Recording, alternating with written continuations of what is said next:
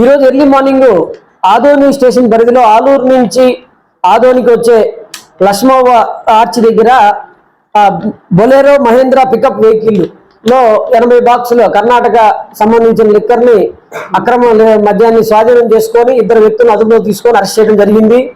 అదేవిధంగా ఈ కేసులో ప్రధాన సూత్రధారిగా బోయ నాగిరెడ్డిని ఐడెంటిఫై చేయడం జరిగింది. అతను పరారీలో ఉన్నాడు. త్వరలో అతన్ని కూడా అరెస్ట్ చేస్తాము. ముఖ్యంగా ఈ బోర్డర్ లో కర్ణాటక నుంచి తీసుకొచ్చి అక్రమ మద్యం ఆంధ్ర ఏరియాలో అమ్మే నిఘా ద్వారా సమాచారం సేకరించడం జరిగింది. వారందరినీ కూడా ఖచ్చితంగా అరెస్ట్ చేసి వాళ్ళ మీద పీడీ యాక్ట్ కేసు కూడా నమోదు చేస్తాము.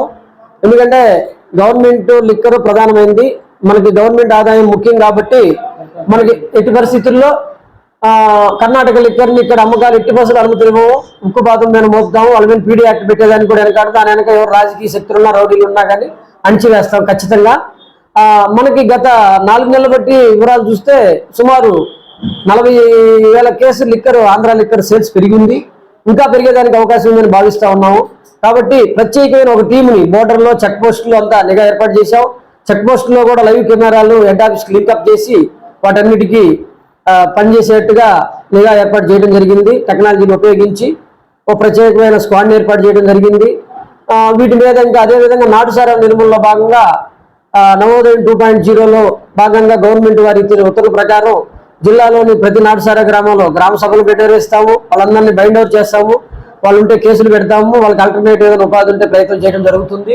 పూర్తిగా నాటుసారాని 1 నెల 2 నెలల్లో నిర్మూలించడానికి ప్రణాళిక రచించడం జరిగింది. కలెక్టర్ గారు ఉత్తర్వులు ఇచ్చున్నారు. దాని ప్రకారం ముందుకు పోవడం జరుగుతుంది. దీంట్లో పబ్లిక్ కానీ ప్రెస్ మీరందరూ కూడా కోఆపరేషన్ ఇవ్వాలి.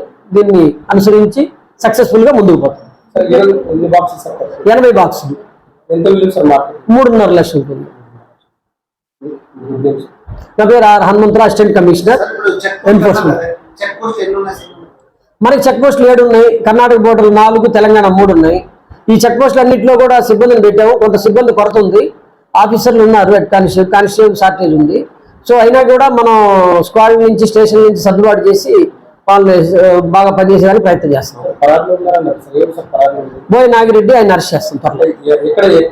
ఆదోనికి సంబంధించిన ఒక అతను. Thank you.